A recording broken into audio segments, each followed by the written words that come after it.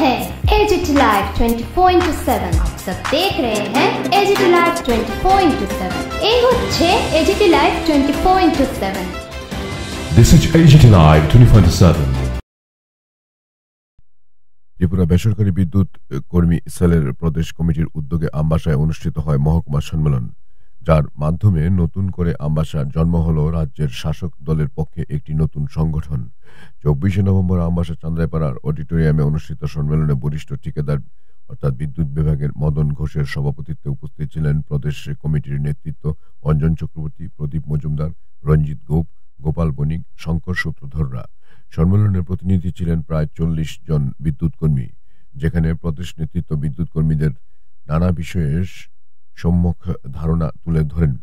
সম্মেলন থেকে 11 জনের নতুন মহকুমা কমিটি গঠন করা হয়, যার সভাপতি, সম্পাদক, কোষাধ্যক্ষ হিসেবে মনোনীত করা হয় মদন ঘোষ, বিজন দেবনাথ এবং রাজেশ দাসকে। Bureau report, AGT live 24/7। আমি অঞ্জন চক্রবর্তী, ত্রিপুরা বেসরকারি বিদ্যুৎ কর্মী সেলের রাজ্য সভাপতি। গত বছর আমাদের সংগঠন থেকে আমরা একটা সিদ্ধান্ত নিয়েছিলাম যে ত্রিপুরা রাজ্যের বেকার সমস্যা দূর করার জন্য আমরা সারা ত্রিপুরা রাজ্যে ইলেকট্রিকের কাজের উপরে বিনামূল্যে প্রশিক্ষণ দেব। আমরা অলরেডি কয়েকটা জায়গাতে করে ফেলেছি, তারই অঙ্গ হিসেবে আজকে এখানে আসা। ত্রিপুরা রাজ্যের বেকারদের কর্মসংস্থানের উদ্দেশ্যে আমাদের আজকের এই কর্মসূচি। আমরা এখানে ওদেরকে হাতে কলমে প্রশিক্ষণ দিয়ে ওদেরকে যাতে আগামী দিনে আমাদের একটা লাইসেন্সের পরীক্ষা হয়, ওই পরীক্ষাতে যাতে তারা পার্টিসিপেট করতে পারে, সেই উদ্দেশ্যেই আজকে আমাদের এখানে আসা।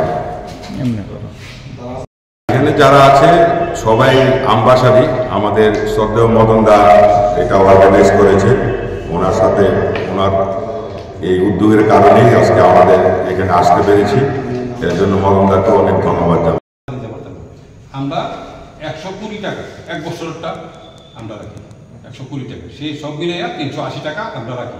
এখন আপনারা সিদ্ধান্ত, কমিটি সিদ্ধান্ত করে কি করবেন না করবেন, এটা সংগঠনটা চলতে গেলে খরচা আছে। আমরা কেন্দ্রীয় অফিসে এটা